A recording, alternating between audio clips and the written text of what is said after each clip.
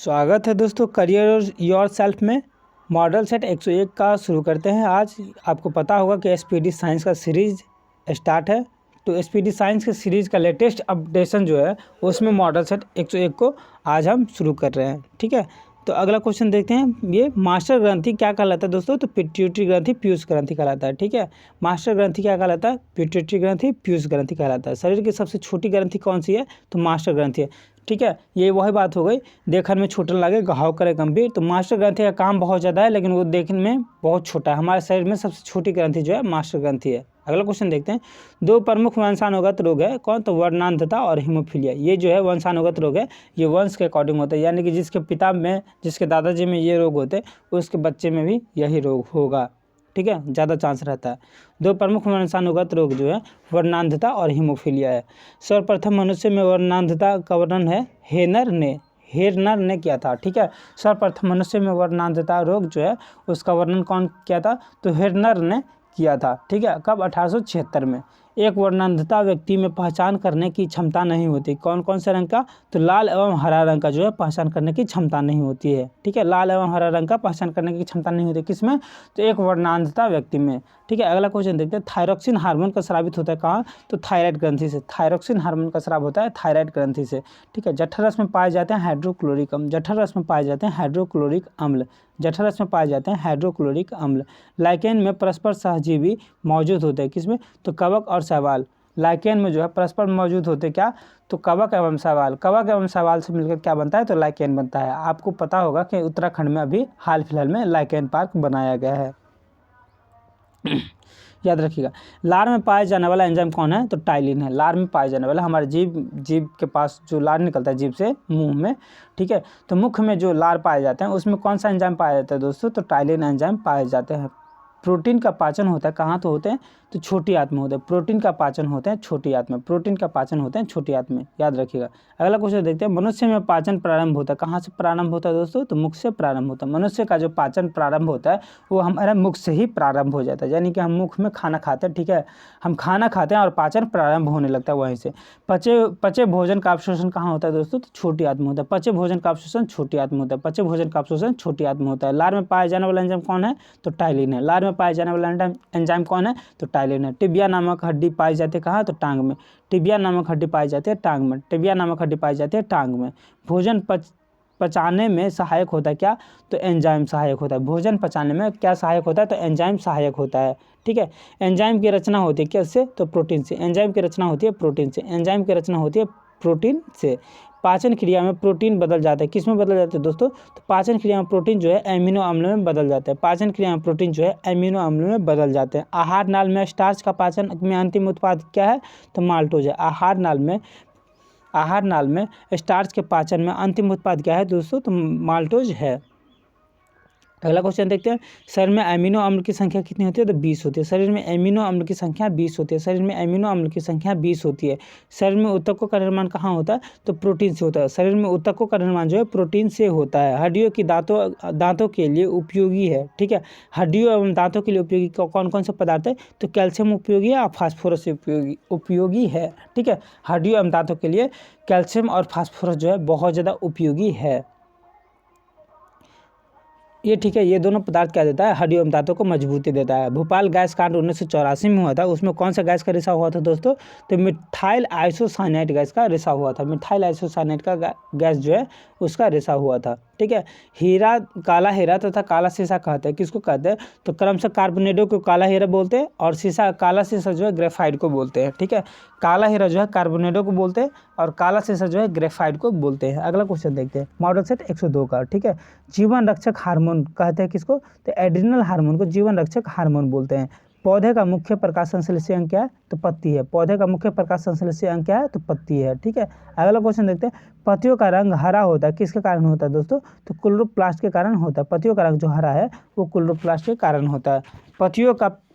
पत्तियों का रंग पीला होता है, किसके कारण पीला होता है दोस्तों? तो कैरोटीन के निर्माण के कारण पीला होता है। ठीक है, आप देखे होंगे पत्तियों, कुछ पत्तियां जो है जैसे फूल होते हैं, ठीक है, उसमें क्या होता है? पीले पीले कलर के पत्तियां होते हैं। ठीक है, उसमें यानी कि क्लोरोप्लास्ट नहीं पाया जाता है, उसमें क्या पाया जाता है? तो कैरोटीन का निर्माण होता है उसमें, इसीलिए क्या होता है? तो पत्तियां पीले हो जाते हैं। अगला क्वेश्चन देखते हैं। पर्णहरित क्लोरोफिल में उपस्थित मुख्य धातु है क्या? तो क्लोरोफिल में उपस्थित मुख्य धातु कौन सा है? तो मैग्नीशियम है, याद रखिएगा, कोई दूसरा धातु नहीं, मैग्नीशियम है जो पर्णहरित क्लोरोफिल में उपस्थित होते हैं। ठीक है। वायुमंडल में ऑक्सीजन की मात्रा संतुलित होती है किसके कारण? तो प्रकाश संश्लेषण के द्वारा।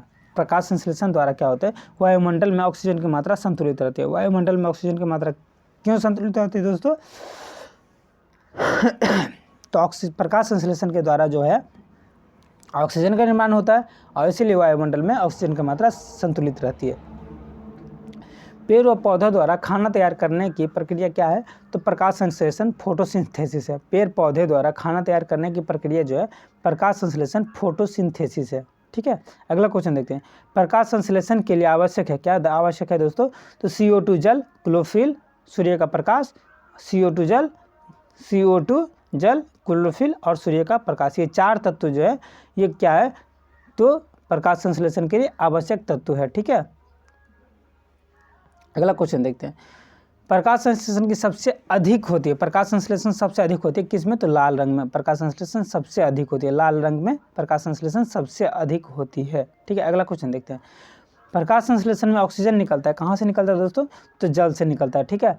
प्रकाश संश्लेषण में ऑक्सीजन निकलता है जल से। प्रकाश संश्लेषण में ऑक्सीजन निकलता अपचयन होता है। ठीक है। निकलना या अपचयन होना, कहाँ से अपचयन होता है, चयन निकलता है? तो जल से निकलता है। ठीक है। आपको पता होगा H2O क्या है?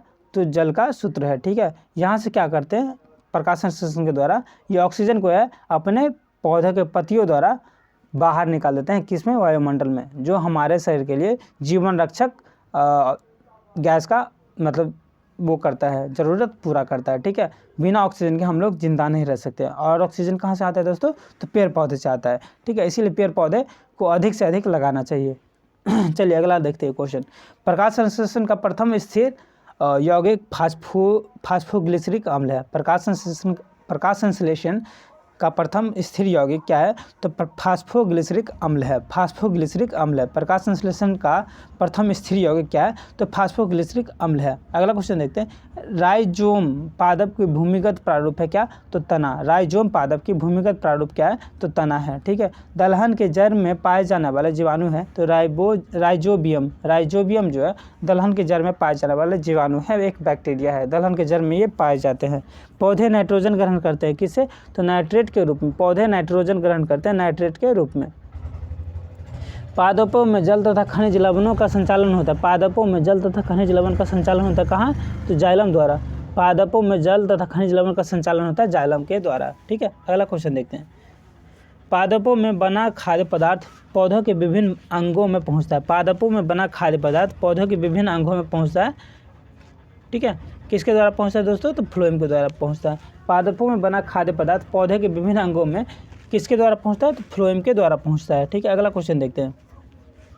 वह यंत्र जिसके द्वारा तने की वृद्धि दर नापी जाती है, वह यंत्र जिसके द्वारा पौधे के तने मतलब पौधे की वृद्धि दर नापी जाती है उसको क्या बोलते हैं? ऑक्जेनोमीटर कहते हैं। ऑक्जेनोमीटर कहते हैं। ठीक है। अगला क्वेश्चन देखते हैं। आत्महत्या की थैली किसको बोला जाता है दोस्तों? तो लाइसोसोम को बोला जाता है। लाइसोसोम को बोला जाता है आत्महत्या की थैली। लाइसोसोम की खोज किसने की थी दोस्तों? तो डी डुबे ने 1955 में की थी। डी डुबे ने 1955 में लाइसोसोम की खोज की थी। प्रोटीन की फैक्ट्री क्या है?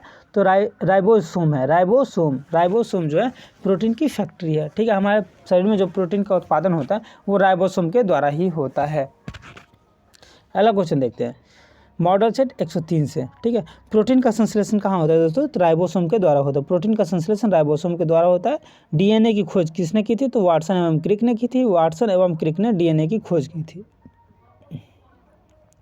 डीएनए संश्लेषण का प्रतिपादन किया था कौन? तो कार्नबर्ग ने किया था। डीएनए संश्लेषण का प्रतिपादन कार्नबर्ग ने किया था। डीएनए और आरएनए न्यूक्लिक अम्ल। ठीक है। डीएनए और आरएनए न्यूक्लिक अम्ल है। डीएनए और आरएनए है न्यूक्लिक अम्ल। डीएनए के क्रियात्मक खंड को कहते हैं क्या? तो जीन। डीएनए के क्रियात्मक खंड को क्या कहते हैं? जीन कहते हैं। डीएनए का डबल हेलिक्स मॉडल बनाया था किसने? तो वाटसन एवं क्रिक। डबल हेलिक्स मॉडल क्या है दोस्तों? तो ये है डबल हेलिक्स मॉडल। देखिए। ठीक है। आप इस तरह से डीएनए को देखे होंगे, इस तरह से ये जो है डबल हेलिक्स मॉडल है। ठीक है। इसको बनाने का काम कौन किया था? वाटसन एवं क्रिक ने किया था। ठीक है, डीएनए की इकाई न्यूक्लियोटाइड्स है, डीएनए की इकाई न्यूक्लियोटाइड्स है, डीएनए की इकाई न्यूक्लियोटाइड्स है। पुरुष व स्त्री जीन संगठन द्वारा संगठन होता है किसमें, तो पुरुष में XY तथा स्त्री में XX जीन संगठन होता है। ये दोनों याद ऐसे इस तरह से याद रखिएगा, पुरुष में XY जीन संगठन होता है और स्त्री में XX जीन संगठन होता है। ठीक है, इस तरह से याद रखिएगा। एक लड़का पिता के क्रोमोसोम से क्या लेता है दोस्तों, तो 22 + Y लेता है। ठीक है, 22 + Y लेगा। ठीक है, इस तरह से वो लड़का पैदा होगा। ठीक है, बच्चे का लिंग निर्धारण होता है किससे, तो पिता के गुणसूत्र से निर्धारण होता है। आप ये बताइए कि एक लड़के अपने पिता के गुणसूत्र से क्या लेता है, ठीक है, अपने पिता के क्रोमोसोम से क्या लेता है। ठीक है, आप कमेंट बॉक्स में बताइए कि क्या लेता है। बच्चे का लिंग निर्धारण होता है किसमें, तो पिता के गुणसूत्र XY के द्वारा। ठीक है, पैतृकता सिद्ध करने में सहायक होता है कौन, तो डीएनए और फिंगरप्रिंटिंग टेस्ट। ठीक है, पैतृकता सिद्ध करने में सहायक क्या होता है दोस्तों, तो डीएनए और फिंगरप्रिंटिंग टेस्ट जो है ये पैतृकता सिद्ध करने में सहायक होता है। ठीक है, मधुमेह रोग होता है किससे, तो इंसुलिन की कमी से होता है। मधुमेह रोग जो है इंसुलिन की कमी से होता है। ठीक है, इंसुलिन यदि कमी हो जाए तो उसमें मधुमेह रोग हो जाएगा। इंसुलिन की खोज किसने की थी, तो बेटिंग एवं बेस्ट ने की थी। बेटिंग एवं बेस्ट ने इंसुलिन की खोज की थी। इंसुलिन शरीर में बनती है, कहाँ बनती है दोस्तों, तो अग्नाशय में बनती है। इंसुलिन शरीर में अग्नाशय में बनती है। इंसुलिन जो है शरीर में अग्नाशय में बनती है। ब्रांकाइटिस रोग जो है फेफड़ा का होता है। ब्रांकाइटिस रोग फेफड़ा में होता है। पेप्सिन का एक उदाहरण क्या है दोस्तों, तो एंजाइम है। पेप्सिन का एक उदाहरण क्या है, ठीक है। दूध में नहीं पाए जाने वाला विटामिन क्या है, तो विटामिन सी जो है दूध में नहीं पाए जाते हैं। टॉक्सिन है, क्या है, एक जहरीला पदार्थ है। प्लाज्मोडियम परजीवी है मलेरिया रोग का। प्लाज्मोडियम जो है परजीवी किसका है, तो मलेरिया रोग का है। मलेरिया रोग का वाहक कौन है, तो मादा एनोफिलीज मच्छर जो है मलेरिया रोग का वाहक है। मलेरिया रोग में प्रभावित अंग है क्या, तो पीलिया तिल्ली। ठीक है, मलेरिया रोग में प्रभावित अंग कौन है, तो पीलिया या तिल्ली। मानव मूत्र में उत्सर्जन होता है, मानव मूत्र में जो है उत्सर्जित होता है कौन, तो विटामिन सी। मानव मूत्र में विटामिन सी जो है उत्सर्जित होता है। मूत्र का पीएच मान होता है कितना, तो 6 होता है। मूत्र का पीएच मान कितना होता है, 6 होता है। मूत्र का पीएच मान 6 होता है, यानी कि मूत्र क्या होगा, तो अम्लीय होगा। मूत्र का रंग क्या होता है, तो यूरोक्रोम के कारण पीला होता है। मूत्र का रंग पीला होता है किसके कारण, तो यूरोक्रोम के कारण पीला होता है। मॉडल सेट 104 को डिस्कस करते हैं। सर्वप्रथम प्रयोगशाला में जीन का संश्लेषण किया था हरविंद खुराना ने। जीन का जो संश्लेषण है हरविंद खुराना ने किया था। और ये क्या है, तो डीएनए का एक खंड है। कौन, क्या, तो जीन। और उसका संश्लेषण कौन किया था, तो हरविंद खुराना ने उसके संश्लेषण किए थे। मेढक का हृदय जो है कितने भाग होते हैं, मेढक के हृदय में 3 भाग होते हैं। मनुष्य के हृदय में कितने भाग होते हैं, आप कमेंट बॉक्स में बताइए कि मनुष्य के हृदय में कितने भाग होते हैं। ठीक है, और क्या होते हैं हृदय में। मनुष्य के हृदय में कितने भाग होते हैं, 4 भाग होते हैं। आप ठीक है 4 भाग यहाँ पे लिखा हुआ है, मनुष्य के हृदय में 4 भाग होते हैं, सही है।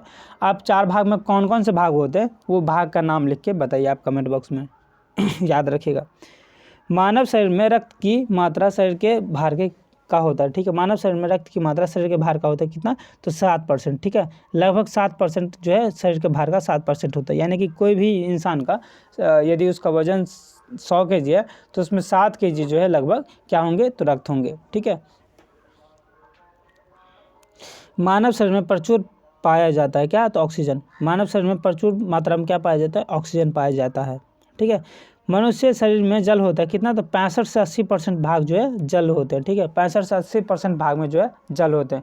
65 से 80% भाग जल होते हैं, यानी कि 100 kg मनुष्य का वजन में 65 से 80 किलो जो है वो जल होगा। ठीक है, मनुष्य शरीर का सामान्य ताप क्या है दोस्तों, तो 98.6 डिग्री फ़ारेनहाइट, 37 डिग्री सेल्सियस और 310 केल्विन। ठीक है, याद रखिएगा। गुणसूत्र क्रोमोसोम की खोज वाल्डेयर ने की थी। गुणसूत्र क्रोमोसोम की खोज किसने की थी, तो वाल्डेयर ने की थी। याद रखिएगा। गुणसूत्र का निर्माण होता है कहाँ, तो क्रोमेटिन नामक पदार्थ से। क्रोमेटिन नामक एक पदार्थ है जिससे क्या होता है, गुणसूत्र का निर्माण होता है। ठीक है, ये एक प्रोटीन पदार्थ है क्रोमेटिन, जिससे क्या होता है, गुणसूत्र का निर्माण होता है। मनुष्य में क्रोमोसोम की संख्या कितनी होती है, तो 46 होती है या 23 जोड़ी बोल सकते हैं इसको। ठीक है, मनुष्य में क्रोमोसोम की संख्या कितनी होती है, 46 होती है, इसको 23 जोड़ी आप बोल सकते हैं। जीवन की सबसे छोटी रचनात्मक एवं क्रियात्मक इकाई क्या है, तो कोशिका है। जीवन की सबसे छोटी रचनात्मक एवं क्रियात्मक इकाई क्या है, तो कोशिका है। ठीक है, सबसे छोटी जीवित कोशिका कौन सा है, तो माइक्रोप्लाज्मा है। माइकोप्लाज्मा जो है सबसे छोटी जीवित कोशिका है। अगला क्वेश्चन देखते हैं। शरीर की सबसे लंबी कोशिका क्या है, तो तंत्रिका तंत्र है। सबसे लंबी कोशिका तंत्रिका तंत्र है। शरीर की सबसे लंबी कोशिका तंत्रिका तंत्र है। अगला क्वेश्चन देखते हैं। तंत्रिका तंत्र की रचनात्मक तथा क्रियात्मक इकाई क्या है, तो न्यूरॉन है। तंत्रिका तंत्र की रचनात्मक एवं क्रियात्मक इकाई क्या है, न्यूरॉन है। ठीक है, अगला क्वेश्चन देखते हैं। कोशिका शब्द का निर्माण रॉबर्ट हुक ने किया था। कोशिका शब्द का निर्माण जो है रॉबर्ट हुक ने किया था।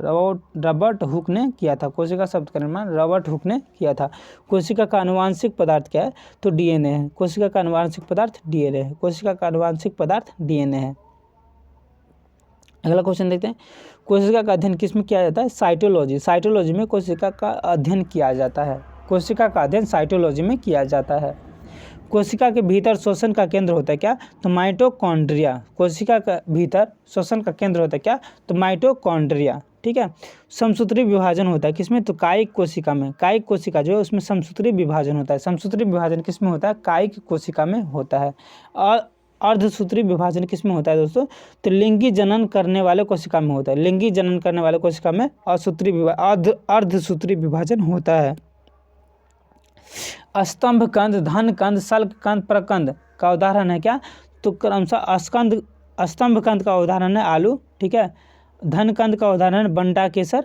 ठीक है, शल्क कंद का उदाहरण है क्या, प्याज, तथा प्रकंद का उदाहरण क्या है, तो अदरक व हल्दी। ठीक है, याद रखिएगा। अगला क्वेश्चन देखते हैं। मॉडल सेट 105 का देखते हैं। मनुष्य में मेरुदंड में कितने जोड़ी तंत्रिका होती हैं, तो मेरुदंड में जो है 31 जोड़ी तंत्रिका होती है। मनुष्य में मेरुदंड में कितने जोड़ी तंत्रिका होती है, तो 31 जोड़ी तंत्रिका होती है। अगला क्वेश्चन देखते हैं।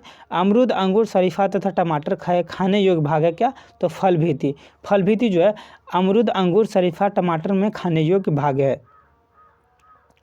आम, पपीता, बैर के खाने योग्य भाग क्या है, तो मध्य फल भीति। मध्य फल भीति जो है आम, पपीता तथा बैर के खाने योग्य भाग है। फूलगोभी का खाने योग्य भाग क्या है, तो पुष्पकर्म। फूलगोभी जो है, फूलगोभी ठीक है, जिसके सब्जी बनते हैं उसके खाने योग्य क्या भाग है, तो पुष्पकर्म, यानी कि उसके फूल खाने योग्य भाग्य है।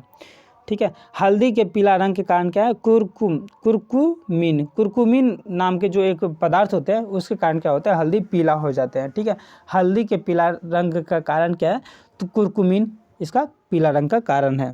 टमाटर के लाल रंग के कारण लाइकोपीन है। टमाटर के लाल रंग के कारण लाइकोपीन है। अगला क्वेश्चन देखते हैं। अदरक तथा आलू के खाने योग्य कौन सा भाग है दोस्तों, तो तना है।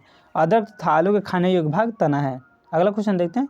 दूध में पाए जाने वाले शर्करा कौन से, तो लैक्टोज शर्करा जो है दूध में पाई जाती है। लैक्टोज शर्करा दूध में पाई जाती है। सबसे लंबा कृमि वर्म क्या है, तो टेप वर्म जो है सबसे लंबा कृमि वर्म टेप वर्म है। सबसे लंबा कृमि वर्म टेप वर्म है। कपड़ा सुखाने तथा दूध से मक्खन निकालने वाले मशीन का कार्य क्या करता है, तो अपकेंद्रीय बल के सिद्धांत पे कार्य करता है। कपड़ा सुखाने तथा दूध से मक्खन निकालने वाले मशीन का कार्य क्या करता है, तो अपकेंद्रीय बल के सिद्धांत पर कार्य करता है। अगला क्वेश्चन देखते हैं। दूध से क्रीम निकालने पर दूध का घनत्व क्या होता है दोस्तों, तो बढ़ जाता है। दूध से क्रीम निकालने पर दूध का घनत्व क्या होता है, बढ़ जाता है। एक अश्व शक्ति बराबर होता है कितना, 746 वाट के बराबर होता है। एक अश्व शक्ति 746 वाट के बराबर होता है। जल का घनत्व अधिकतम तथा आयतन न्यूनतम कब होता है, तो 4 डिग्री सेल्सियस पे गर्म मतलब जल का घनत्व अधिकतम और आयतन न्यूनतम हो जाता है। 4 डिग्री सेल्सियस पे जल का घनत्व अधिकतम और आयतन न्यूनतम हो जाता है, याद रखिएगा। अगला क्वेश्चन देखते हैं। मूल रंग कहलाते हैं। मूल रंग कौन कौन से हैं दोस्तों, तो नीला, लाल और हरा ये जो है मूल रंग है। मूल रंग कौन कौन से, नीला, लाल और हरा, ये क्या है, मूल रंग है। अगला क्वेश्चन देखते हैं। इंद्रधनुष का निर्माण किन किन कार्यों क्रियाओं के द्वारा होता है दोस्तों। तो प्रकाश का पूर्ण आंतरिक परावर्तन, अपवर्तन और वर्ण विक्षेपण के कारण होता है। प्रकाश का पूर्ण आंतरिक परावर्तन, अपवर्तन और वर्ण विक्षेपण के कारण होता है। क्या? तो इंद्रधनुष का मतलब निर्माण होता है। इंद्रधनुष में कितने रंग होते हैं? टोटल 7 रंग होते हैं। ये याद रखने की उतना जरूरी नहीं है, ये सबको याद ही होगा। इंद्रधनुष के बीच का रंग क्या होता है? तो हरा होता है दोस्तों, ये याद रखने योग्य है। बीच का रंग क्या होता है? हरा होता है। 3 रंग आपको ऊपर मिल जाएगा, 3 रंग आपको नीचे। बीच वाला जो रंग है वो क्या होंगे? तो हरा होंगे, वो ग्रीन रंग के होंगे। ठीक है, GREEN, ग्रीन रंग के होंगे, वो याद रखिएगा। प्रकाश का रंग निश्चित होता है। क्या? तो तरंगदैर्ध्य द्वारा निश्चित होता है। प्रकाश का जो रंग है वो तरंगदैर्ध्य द्वारा निश्चित होता है। विवेदन क्षमता सर्वाधिक होती है किसमें? तो गामा किरण में विवेदन क्षमता जो है सर्वाधिक होती है। गामा किरण में विवेदन क्षमता सर्वाधिक होती है। ठीक है। पराबैंगनी किरणों की खोज की थी किसने? तो रीटर ने की थी। पराबैंगनी किरण की खोज रीटर ने की थी। पराबैंगनी किरण की खोज रीटर ने की थी। प्रकाश का तरंगदैर्ध्य होता है कितना? तो 3900 A से लेकर के 7800 A तक, 3900 A से लेकर के 7800 A तक होता है, मतलब प्रकाश का तरंगदैर्ध्य। ठीक है। मॉडल सेट 106 का डिस्कस करते हैं। सबसे पहला क्वेश्चन है, सबसे अधिक तथा सबसे कम तरंगदैर्ध्य होता है किसमें? तो लाल तथा बैगनी में। सबसे अधिक तरंगदैर्ध्य होता है लाल में, सबसे कम तरंगदैर्ध्य होता है बैगनी में। ठीक है, याद रखिएगा। अगला क्वेश्चन देखते हैं। प्रकाश की चाल सर्वाधिक होती है किसमें? तो निर्वात में प्रकाश की चाल सर्वाधिक होती है। प्रकाश की चाल सर्वाधिक होती है निर्वात में। ठीक है। अगला क्वेश्चन देखते हैं। प्रकाश के वेग को सर्वप्रथम ज्ञात किया था किसने? तो रोमर ने। प्रकाश के वेग को सर्वप्रथम ज्ञात किया था रोमर ने। प्रकाश के वेग को सर्वप्रथम ज्ञात किया था रोमर ने। निर्वात में प्रकाश की चाल कितना होता है? तो 3 × 10⁸ मीटर पर सेकेंड होता है। निर्वात में प्रकाश की चाल 3 × 10⁸ मीटर पर सेकेंड होता है। अंतरिक्ष यात्री को आकाश कैसा दिखाई देता है? तो काला दिखाई देता है। अंतरिक्ष यात्री को आकाश काला दिखाई देता है किसके कारण? तो सूर्य के प्रकिरण के कारण। ठीक है। अंतरिक्ष में सूर्य का प्रकिरण नहीं हो पाता, इसके कारण क्या होता है? तो प्रकाश का रंग जो है काला दिखाई देता है। ठीक है, मतलब आकाश का रंग काला दिखाई देता है, सॉरी। अगला क्वेश्चन देखते हैं। समुद्र जल का नीला दिखाई देता है किसके कारण? ये भी प्रकाश के प्रकीर्णन के कारण ही दिखाई देता है। ठीक है, समुद्र का जल जो है वो नीला दिखाई देता है प्रकाश के प्रकीर्णन के कारण। तारे टिमटिमाते हैं प्रकाश के अपवर्तन के कारण। तारे टिमटिमाते हैं प्रकाश के अपवर्तन के कारण। प्रकाश के अपवर्तन के कारण जो है तारे टिमटिमाते हैं। रेटिना पर बना प्रतिबिंब होता है, कैसा होता है दोस्तों? रेटिना पर बना प्रतिबिंब जो है, हमारे आंख में रेटिना होते हैं और रेटिना पर बना प्रतिबिंब यानी कि हमारे आंख पे बना प्रतिबिंब कैसा होता है? वास्तविक होता है, उल्टा होता है तथा वस्तु से छोटा होता है। वास्तविक, उल्टा तथा वस्तु से छोटा होता है हमारे आंख पे बना प्रतिबिंब। ठीक है। समतल दर्पण में बना प्रतिबिंब होता है कैसा? तो समतल दर्पण में बना प्रतिबिंब काल्पनिक होगा, वस्तु के बराबर होगा तथा सीधा होगा। ठीक है। समतल दर्पण में जो है प्रतिबिंब बनता है, काल्पनिक बनता है, वस्तु के बराबर बनता है तथा सीधा प्रतिबिंब बनता है। प्रकाश का सबसे अच्छा परावर्तक किसे माना जाता है? तो समतल दर्पण को माना जाता है। समतल दर्पण को जो है प्रकाश का सबसे अच्छा परावर्तक माना जाता है। 2 समानांतर दर्पण के बीच रखी वस्तु का प्रतिबिंब बनता है कितना? अनंत पर। 2 समानांतर दर्पण के बीच रखी वस्तु का प्रतिबिंब कितना कब बनता है? अनंत पे बनता है। ठीक है। अगला क्वेश्चन देखते हैं। हवा का बुलबुला जल में व्यवहार करता है किसके भांति व्यवहार करता है दोस्तों? तो अवतल लेंस के भांति व्यवहार करता है। हवा का बुलबुला जल में व्यवहार करता है अवतल लेंस के भांति। अगला क्वेश्चन देखते हैं। शरीर की द्वितीय सबसे बड़ी ग्रंथि कौन है? तो अग्नाशय है। शरीर की द्वितीय सबसे बड़ी ग्रंथि क्या है? तो अग्नाशय है। हीटर का तार बना होता है किसका? तो नाइक्रोम का बना होता है। हीटर का तार नाइक्रोम का बना होता है। हीटर का तार नाइक्रोम का बना होता है। बल्ब का फिलामेंट बना होता है किसका? तो टंगस्टन का बल्ब का फिलामेंट बना होता है। टंगस्टन का जो है बल्ब का फिलामेंट बना होता है। बिजली के बल्ब में प्रयुक्त गैस क्या है? तो अक्रिय गैस है। बिजली के बल्ब में हमेशा अक्रिय गैस का प्रयोग किया जाता है। फोटोग्राफी में उपयोगी तत्व है सिल्वर ब्रोमाइड। फोटोग्राफी में उपयोगी तत्व है सिल्वर ब्रोमाइड। ठीक है। अगला क्वेश्चन देखते हैं। फोटोग्राफी में फिक्सर, ठीक है, अस्थायीकरण के लिए प्रयोग किया जाता है। क्या प्रयोग किया जाता है? सोडियम थायोसल्फेट का प्रयोग किया जाता है। फोटोग्राफी में फिक्सर अस्थायीकरण के लिए क्या प्रयोग किया जाता है दोस्तों? तो सोडियम थायोसल्फेट का प्रयोग किया जाता है। फोटोग्राफी में कौन सा अम्ल का प्रयोग होता है? तो ऑक्जेलिक अम्ल का प्रयोग होता है। फोटोग्राफी में कौन सा अम्ल का प्रयोग होता है? ऑक्जेलिक अम्ल का प्रयोग होता है। अगला क्वेश्चन देखते हैं। तेल दीप की बत्ती में तेल ऊपर उठता है। तेल दीप की बत्ती में तेल ऊपर उठता है कोशिक तत्व के क्रिया के कारण। तेल दीप में बत्ती ऊपर उठता है, बत्ती में तेल ऊपर उठता है किसके कारण? तो कोशिक तत्व की क्रिया के कारण। अगला क्वेश्चन है, भू स्थिर उपग्रह की ऊंचाई होती है कितनी? तो 36,000 किलोमीटर। भू स्थिर उपग्रह की ऊंचाई कितनी होती है? 36,000 किलोमीटर। यानी कि पृथ्वी से जो भी सैटेलाइट लॉन्च किए जाते हैं वो कितने किलोमीटर पर लगाए जाते हैं दोस्तों?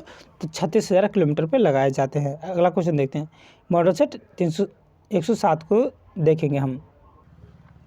अगला क्वेश्चन देखते हैं दोस्तों, मॉडल सेट 107 से। ठीक है, पहला क्वेश्चन है, हीरा का चमकना तथा मृग मरीचिका का बनना, ठीक है, पूर्ण आंतरिक परिवर्तन के कारण होता है। मृग मरीचिका का बनना और हीरा का चमकना जो है पूर्ण आंतरिक परिवर्तन के कारण होता है। मृग मरीचिका जो है वो मरुस्थल एरिया में बनते हैं। ठीक है, सूर्य की ऊर्जा का स्रोत क्या है? तो नाभिकीय संलयन है। सूर्य की ऊर्जा का स्रोत नाभिकीय संलयन है। सूर्य की ऊर्जा का स्रोत नाभिकीय संलयन है। ठीक है, रॉकेट की गति आधारित है किस पे? तो संवेग संरक्षण के सिद्धांत पे। संवेग संरक्षण के सिद्धांत पे जो है रॉकेट की गति आधारित होती है।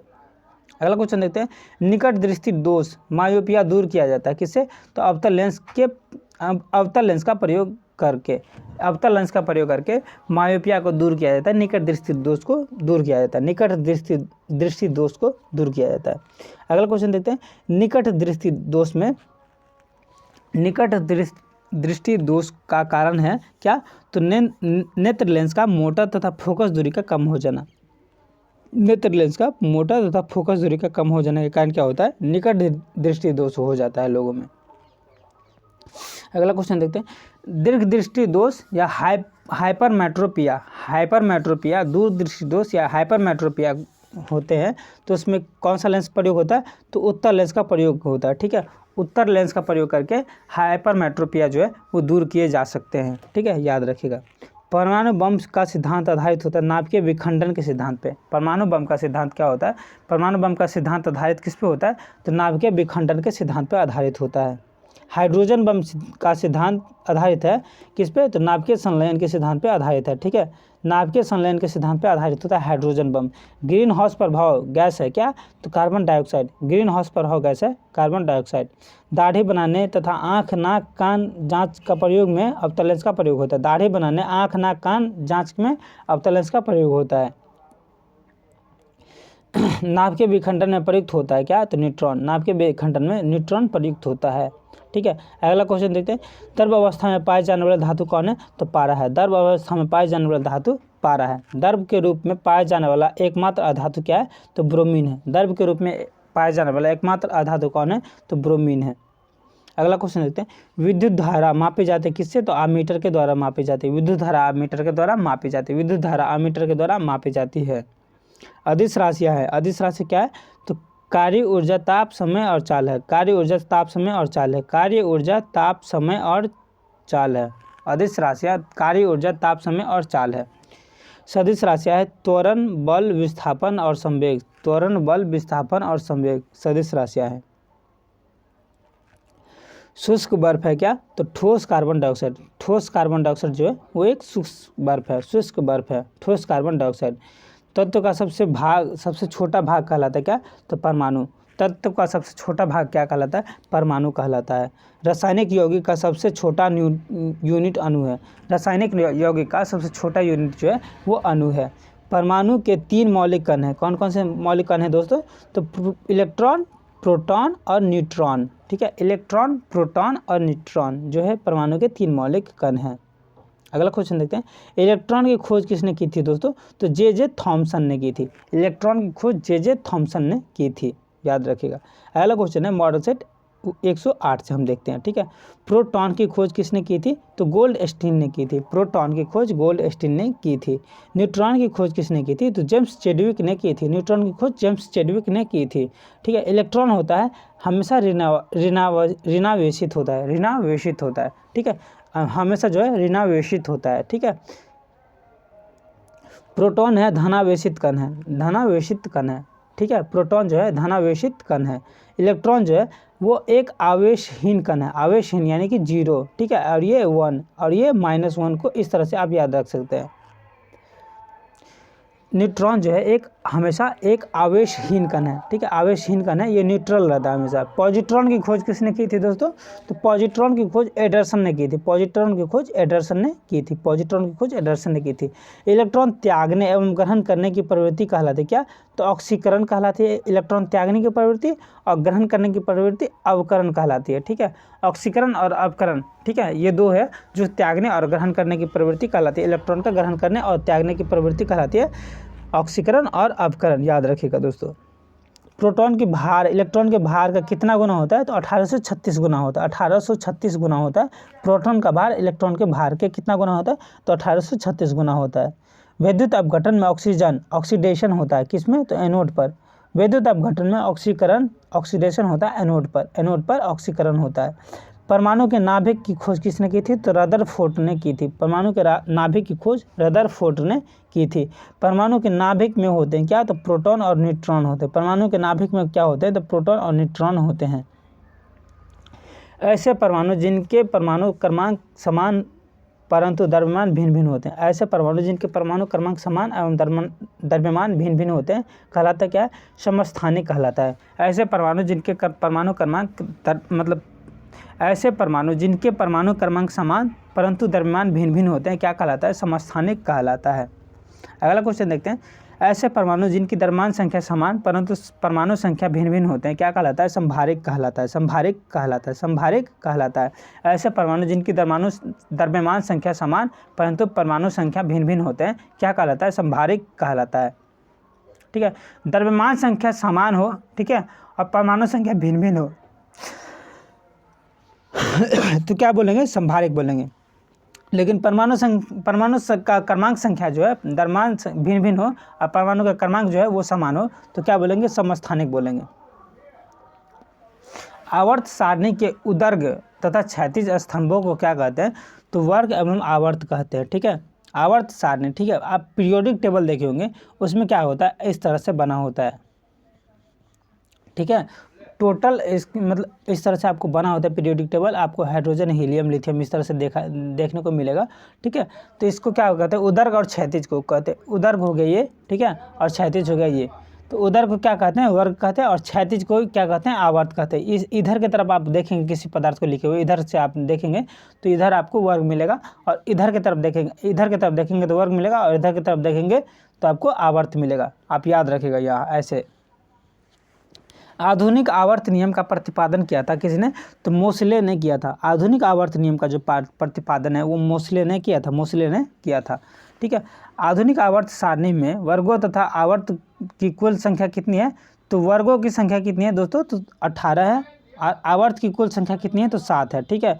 यानी कि वर्ग इस तरह से जो होगा, ठीक है, इस तरह से जो होगा ये 18 होंगे टोटल, और इस तरह से जो होगा ये इस तरह से 7 तक ही होगा, ठीक है, 7 तक ही होगा, ठीक है। 7A और 7B करके इस तरह से होते हैं, और एक अक्रिय गैस का मतलब जो होता है वर्ग होता है। इस तरह से आपको 18 मिल जाएंगे, लेकिन आवर्त कितने होंगे? तो 7 ही होंगे दोस्तों, ये याद रखिएगा। वर्ग कितने होंगे? तो 18, और आवर्त कितने होंगे? तो 7। ये बहुत ज़्यादा इंपॉर्टेंट हो जाता है, इसको मतलब ये गणितीय अंक समझ के इसको मत छोड़िएगा, इसको याद रखिएगा। नॉन स्टिक बर्तन बने होते हैं किसके? तो टेफ्लॉन के बने होते हैं। नॉन स्टिक बर्तन का बहुत ज़्यादा ट्रेंड हो चुका है, आपको पता होगा। ये किसके बने होते हैं? टेफ्लॉन के बने होते हैं। अयस्क में उपस्थित अशुद्धि कहलाता है, क्या कहलाता है दोस्तों? तो गैंग कहलाता है। अयस्क में उपस्थित अशुद्धि क्या कहलाता है? गैंग कहलाता है। बर्तनों में कलई के लिए उपयोग होता है, क्या उपयोग होता है दोस्तों? तो अमोनियम क्लोराइड उपयोग होता है। बर्तनों में कलई के लिए क्या उपयोग होता है? अमोनियम क्लोराइड उपयोग होता है। पटाखों में हरा रंग होता है बेरियम के कारण। पटाखों में हरा रंग होता है बेरियम के कारण। पटाखों में हरा रंग होता है बेरियम के कारण। मॉडल सेट 109 को डिस्कस करते हैं, 109 को डिस्कस करते हैं। पहला क्वेश्चन है, खनिजों एवं अयस्कों से धातु प्राप्त करने की विधि कहते हैं किसको? तो धातु क्रम को। खनिजों एवं अयस्कों से धातु प्राप्त करने की विधि को कहते हैं क्या? तो धातु क्रम कहते हैं। अगला क्वेश्चन देखते हैं, आतिशबाजी के दौरान लाल चटक रंग, ठीक है, आतिशबाजी के दौरान लाल चटक रंग जो निकलता है, ठीक है, पटाखों को फोड़ने के कारण लाल चटक रंग किसके कारण निकलता है? तो स्ट्रासियम के कारण निकलता है। SR की उपस्थिति के कारण स्ट्रासियम एक तत्व है, ठीक है, और ये आतिशबाजी के लाल चटक रंग इसको मतलब प्रदान करता है। किससे? तो स्ट्रासियम के कारण लाल चटक रंग प्रदान होता है किसमें? पटाखों को छोड़ने के समय में। अगला क्वेश्चन देखते हैं, भविष्य का ईंधन किसको बोलते हैं दोस्तों? तो हाइड्रोजन को बोलते हैं। अब तो ये हाइड्रोजन पे बहुत सारे काम चल रहे हैं, ठीक है, बहुत सारे प्लांट लग चुके हैं ईंधन के रूप में इसको उपयोग करने के लिए। तो भविष्य का ईंधन हाइड्रोजन को बोला जाता है। नोबेल गैस क्या है? तो हीलियम गैस को नोबेल गैस बोला जाता है। हीलियम गैस को नोबेल गैस बोला जाता है। सर्वाधिक हल्की गैस तत्व है कि क्या? तो हाइड्रोजन। हाइड्रोजन जो है बहुत हल्की तत्व है, ये सर्वाधिक हल्की तत्व है हाइड्रोजन, ठीक है। सबसे हल्की धातु कौन है दोस्तों? तो लिथियम है। लिथियम जो है सबसे हल्की धातु है। लिथियम सबसे हल्की धातु है। धातु आपको पता होगा, धातु से क्या होता है? धातु जो है विद्युत का सुचालक होता है। ये होता है इलेक्ट्रिसिटी का गुड कंडक्टर होता है। गुड कंडक्टर माना जाता है किसको?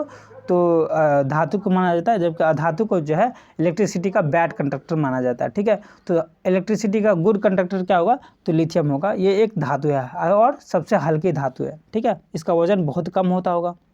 सबसे भारी धातु क्या है? तो ओस्मियम है। ओस्मियम जो है वो सबसे भारी धातु है, ठीक है, याद रखिएगा। ओस्मियम क्या है? सबसे भारी धातु है। सबसे कठोर धातु क्या है दोस्तों? प्लेटिनम। प्लेटिनम एक धातु है जो सबसे कठोर धातु है, सबसे कठोर धातु है, ठीक है। सबसे कठोर पदार्थ क्या है? तो हीरा है।